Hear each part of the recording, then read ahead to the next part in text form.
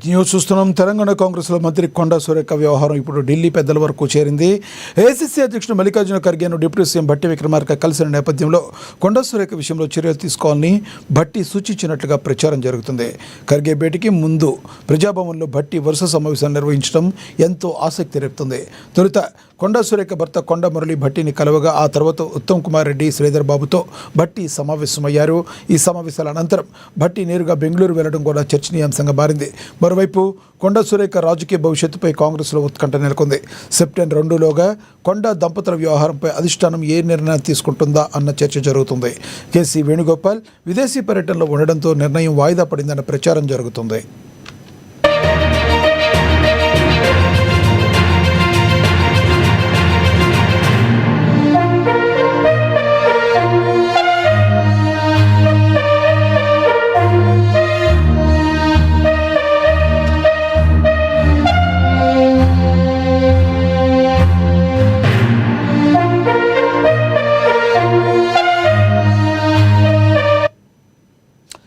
ఇదే విషయంపై మరింత సమాచారం మా ప్రతినిధి హరీష్ లైవ్ ద్వారా అందిస్తారు. హరీష్, చెప్పండి, మంత్రి కొండా సురేఖ వ్యవహారం ఇప్పుడు ఢిల్లీ పెద్దల వరకు చేరింది కదా, ఎటువంటి నిర్ణయం రాబోతుంది?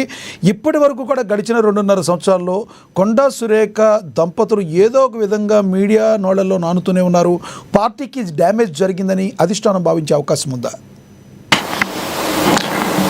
ఎస్ లక్ష్మణ, కొండా సురేఖ అంశానికి సంబంధించి కూడా ఏఐసీసీ వద్దకు చేరిన పరిస్థితి అయితే కనిపిస్తూ ఉంది. ఇక మొత్తంగా ఈ కొండా వెబ్సైట్కి సంబంధించి కూడా గత కొద్ది రోజులుగా రాష్ట్ర వ్యాప్తంగా చర్చనీయాంశంగా మారిన పరిస్థితి అయితే కనిపిస్తూ ఉన్నది. కొండా సురేఖకు సంబంధించి కూడా తనను బర్తరఫ్ చేస్తారు లేదా మంత్రివర్గం నుంచి తొలగిస్తారన్నట్టుగా కూడా వార్తలు వినిపిస్తున్న నేపథ్యం అయితే కనిపిస్తూ ఉంది. మొత్తంగా కొండా సుష్మిత చేసిన వ్యాఖ్యలకు సంబంధించి కూడా కాంగ్రెస్ పార్టీ మంత్రులు కావచ్చు, ఎమ్మెల్యేలు కావచ్చు, ఎమ్మెల్సీలు అంతా కూడా వ్యతిరేకిస్తూ ఉన్నారు. ఇక కొండా సురేఖ సుష్మిత పైన కూడా చర్యలు తీసుకొని తన కొండా సురేఖ ఇచ్చిన వివరణకు సంబంధించి కూడా మంత్రులంతా కూడా ఖండిస్తూ వస్తున్న పరిస్థితి అయితే కనిపిస్తూ ఉన్నది. కొండా సురేఖ ఏదైతే సుష్మిత వ్యాఖ్యల పైన కూడా కొండా సురేఖ ఇచ్చిన వివరణ కావచ్చు, కొండా మురళి ఇచ్చిన వివరణ కావచ్చు. నిన్న ప్రత్యేకంగా బట్టి ఉప ముఖ్యమంత్రి భట్టి విక్రమార్కతో కొండా మురళి భేటీ అయ్యారు.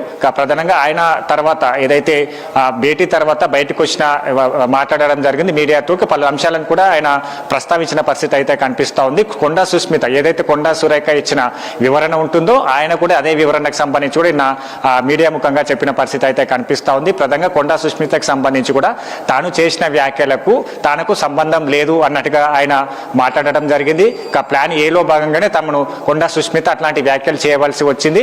ఇక ప్లాన్ బి అనేది కూడా తనకు తెలియదు అన్నట్టుగా కూడా నిన్న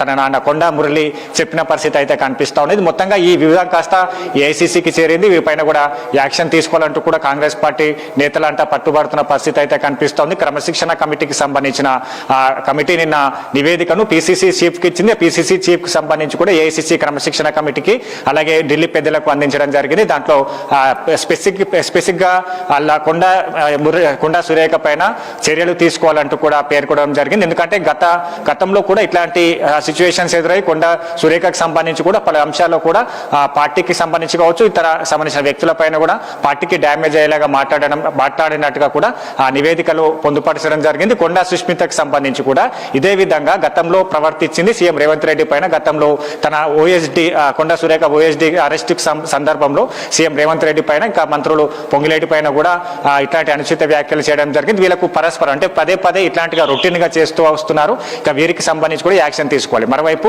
చిన్నారెడ్డికి సంబంధించి కూడా యాక్షన్ తీసుకోవాలి. తనకు టికెట్ ఇవ్వకపోగా కూడా ప్రణాళిక ఉపాధ్యక్షులుగా కూడా అవకాశం కల్పించింది. దాంతో పాటుగా ప్రజావానికి సంబంధించిన కార్యక్రమాల్లో తనను అయితే దానికి మమేకం చేసింది. ఇక మొత్తంగా ఈ 2 అవకాశాలు కల్పించిన పరిస్థితుల్లో కూడా పార్టీని డ్యామేజ్ చేస్తూ ఉన్నారు. అక్కడ సంబంధించి కూడా స్థానిక సమ్మెలతో సఖ్యత లేని పరిస్థితి అయితే కనిపిస్తూ ఉంది. కాబట్టి మొత్తంగా ఇరువురి పైన కూడా చర్యలు తీసుకోవాలంటూ కూడా ఏదైతే ఏఐసీసీ పెద్ద వద్దలకు చేరింది. కాసేపటి క్రితమే deputy CM Bhatti Vikramarka AICC అధ్యక్షుడు మల్లికార్జున ఖర్గేను కలవడం జరిగింది. ఖర్గేతో కూడా సుదీర్ఘంగా 40 నిమిషాల అంశాలకు సంబంధించి కూడా సంభాషణ జరిగింది. దాంట్లో ప్రధానంగా కొండా సురేఖ అంశానికి సంబంధించి కూడా అక్కడ ఏ విధంగా యాక్షన్ తీసుకోవాలి, దాంట్లో తెలంగాణ నేతలకు సంబంధించి CM Revanth Reddy, PCC chief, ఇక మంత్రులు కొండా సురేఖ అంశానికి సంబంధించి కూడా ఎట్లాంటి చర్యలు తీసుకోవాలని భావిస్తా ఉన్నారు. వీటన్నిటికి సంబంధించి కూడా వివరణ తీసుకున్నారు.